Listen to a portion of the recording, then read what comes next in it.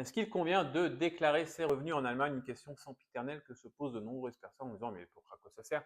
Moi, j'ai pas besoin, j'ai jamais déclaré mes revenus, ça m'a jamais posé de problème. En effet, 4 millions de personnes en Allemagne ne déclarent pas leurs revenus, sachant que d'après les statistiques officielles, quelqu'un va récupérer environ 1000 euros chaque année des impôts.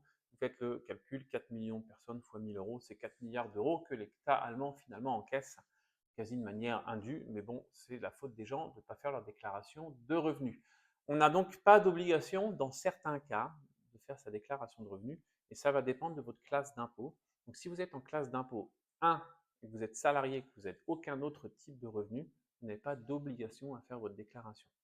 Si vous êtes en classe d'impôt 4 et 4, et que vous êtes un couple, hein, par exemple, vous n'avez pas non plus d'obligation. Là où vous commencez à être obligé de déclarer vos revenus, c'est si vous avez choisi en tant que couple d'être en classe 3 et 5. Classe 3, ça permet d'avoir un salaire plus élevé et 5, c'est un salaire moins élevé. Il y a une sorte de péréquation fiscale entre les salaires. À la fin, on doit surtout rembourser de l'argent et donc c'est pour ça qu'il faut obligatoirement faire une déclaration de revenus. Par ailleurs, vous devez faire une déclaration de revenus si vous avez d'autres types de revenus. Si vous êtes indépendant, si vous avez des revenus immobiliers, par exemple, des revenus financiers, d'autres types de revenus agricoles et forestiers, et enfin, par exemple, des rentes. Donc, dès lors que vous avez des revenus non salariaux, vous êtes dans l'obligation de faire une déclaration, même si vous êtes célibataire sans enfants. Donc, très important.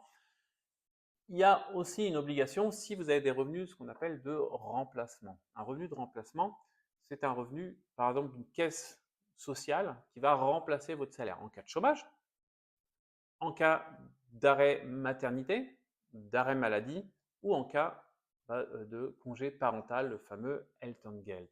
Donc dans ces cas-là, vous allez être obligé de déclarer vos revenus et l'imposition sera calculée sur vos revenus seulement imposables, donc pas sur ceux-ci. Donc il y a un système de recalcul qui est fait, mais en tout cas, vous êtes dans l'obligation de le faire. La même chose si vous avez des revenus étrangers non soumis à l'imposition en Allemagne, vous êtes obligé de déclarer vos impôts. Ce n'est pas forcément gravissime, parce que déclarer ses revenus, ça vous permet de récupérer des sous. Ça dit pour récupérer des sous, il faut connaître 2-3 arcanes de la fiscalité en Allemagne, connaître des mécanismes d'optimisation fiscale, savoir comment diminuer par 1000 euros, 2000, 5000 euros l'impôt sur le revenu que vous payez.